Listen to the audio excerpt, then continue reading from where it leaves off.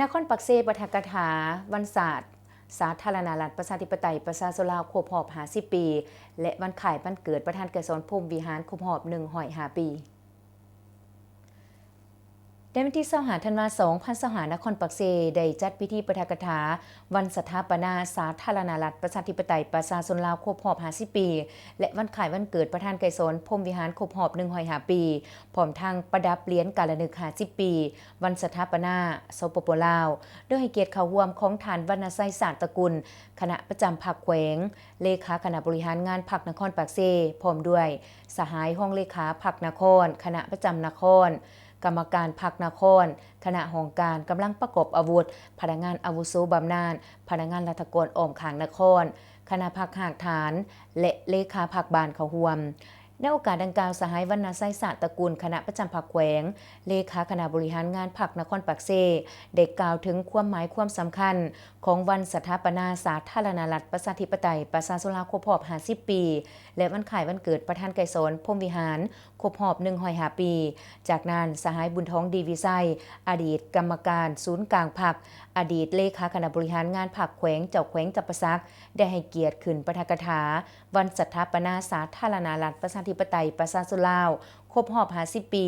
และวันขายวันเกิดประธานไกรสอนพรหมวิหารครบรอบ105 ปี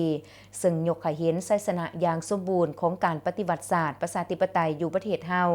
ผลงานภารกิจปกปักรักษาและพัฒนาประเทศชาติ50 ปีผ่านมายกให้เห็นถึงประธานไกรสอนพรหมวิหารกับภารกิจปลดปล่อยศาสตร์ผลงานคุณงามความดีของประธานไกรสอนพรหมวิหารการขยายมูลเสือวันที่2ธันวาในการปกปักรักษาและการพัฒนาประเทศชาติและตั้งหน้าหำเฮียนแบบอย่าง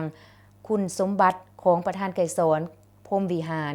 ประธานไกรสอนพรหมวิหารยืนยงในภารกิจปฏิวัติลาวตลอดไป